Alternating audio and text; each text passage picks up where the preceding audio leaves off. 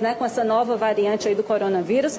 A gente já vai conversar aqui, olha, com o doutor Antônio Bandeira, infectologista, que vai explicar para a gente melhor sobre essa nova variante. Afinal de contas, todo mundo está preocupado com isso. O poder de transmissão é muito maior, né, doutor, com essa nova variante? Sem dúvida, o poder de transmissão dessa nova variante é maior, se estima até em 70% maior transmissibilidade. Então, isso faz com que haja muita necessidade das pessoas reforçarem exatamente as medidas de prevenção, porque é isso que, nesse momento, é importante. É importante que as pessoas saibam que as formas de prevenção, principalmente o uso disso aqui, máscaras, é o fundamental.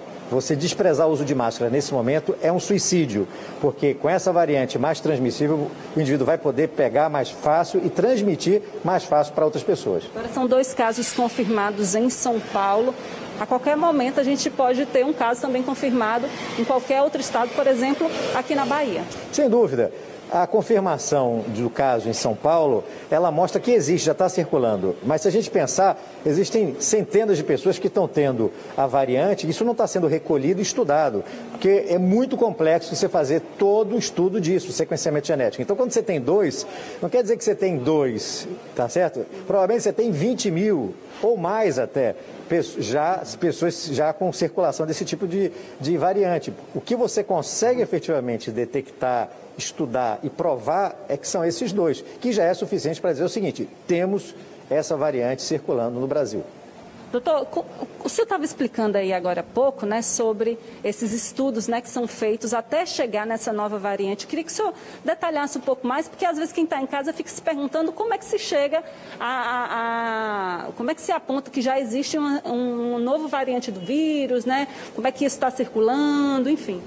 Pois é, o que acontece é que tudo isso faz parte de uma rede enorme de vigilância. As pessoas não sabem muitas vezes, mas existe uma grande quantidade, milhares de pessoas trabalhando de forma silenciosa, estudando isso na vigilância das doenças, vigilância epidemiológica, na vigilância laboratorial. Então, quando a gente começa a perceber, por exemplo, que você não amplifica determinada parte do vírus, o que acontece? Um laboratório central desse encaminha para um laboratório de referência. Esse laboratório de referência vai fazer o sequenciamento desse vírus, vai ver que ele tem alterações genéticas, de mutações, e aí vai estudar essas mutações. Então é isso que acontece.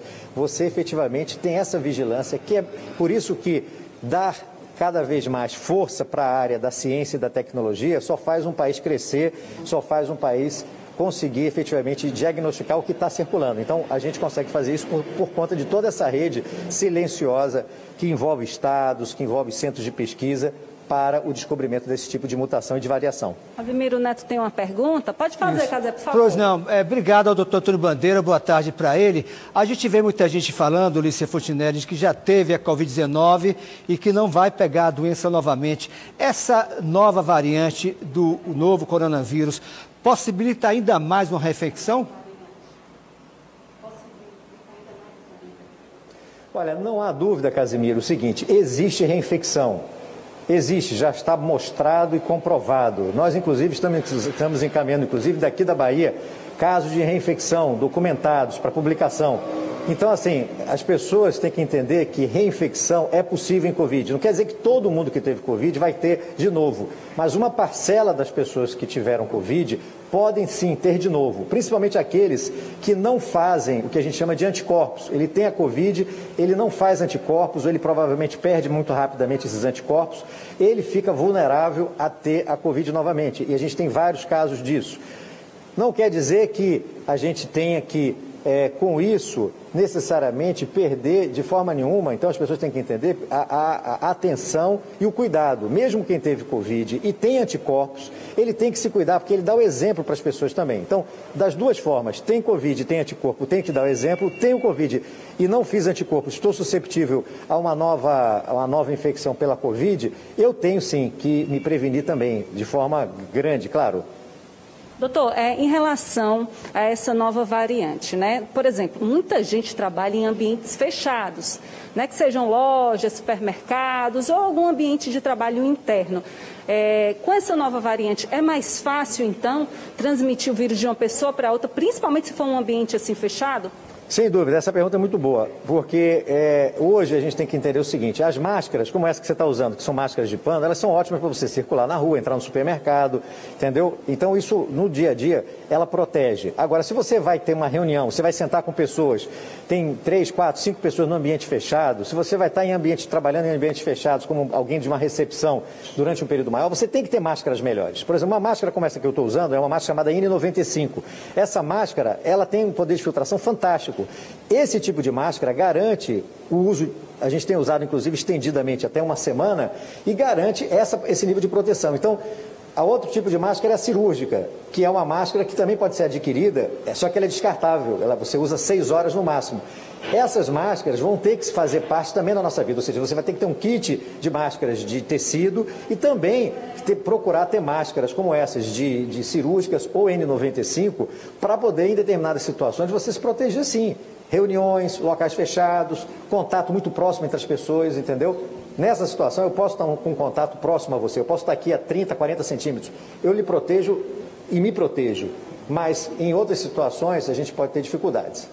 Casimiro, tem outra pergunta a fazer? Pode sim. fazer, Casimiro. Eu queria falar agora sobre a vacina e uma polêmica que tem sido formada com relação à possibilidade da compra da vacina indiana por parte das clínicas particulares. Algumas autoridades do governo afirmam que isso iria atrapalhar a imunização através do SUS e também a chamada imunidade de rebanho. O que ele acha disso?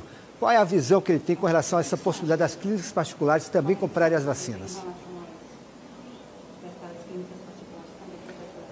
Olha, Casimiro, eu vejo o seguinte: a vacina é algo fundamental e a gente tem que se antecipar a isso. O Brasil está patinando ainda, a gente já tinha na semana passada mais de 17 países vacinando, entendeu?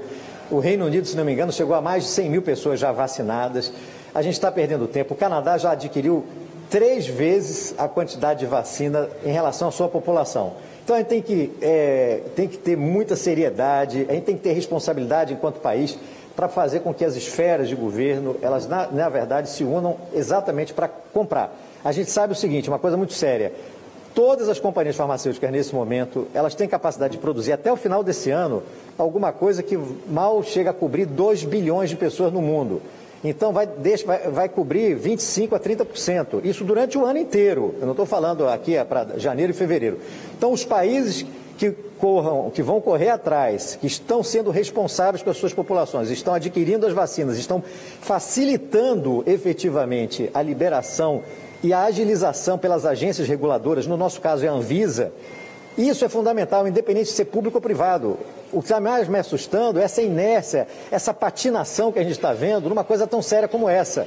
Porque a gente precisa ter realmente garantias de estoque suficiente. Nós somos mais de 200 milhões de pessoas nesse país. A gente vai precisar de 400 milhões de doses, né? Porque a maior parte dessas vacinas são 2 doses. Entendeu? Então, assim, a gente, se começar a brincar, a gente não vai ter nada. A gente vai ter um punhadozinho para vacinar 10% da população do país. Só para finalizar, doutor, essa vacina, né, que estão sendo produzidas em vários laboratórios, elas vão imunizar também essa nova variante do coronavírus? Sim, a princípio se considera que sim, que essa variante ela é susceptível à vacinação. Por mais que a gente saiba também, por outro lado, que ela é menos sensível aos anticorpos neutralizantes. Então, é possível que sim, tudo leva a que sim, mas sem dúvida nenhuma, é o que eu falei antes, né? A vigilância em cima também dessas pessoas que vão ser vacinadas vai ser fundamental para a gente saber se essas pessoas vão ter completa imunidade para essa variante. Doutor, muito obrigado por todos os esclarecimentos. A gente volta aí com você, viu?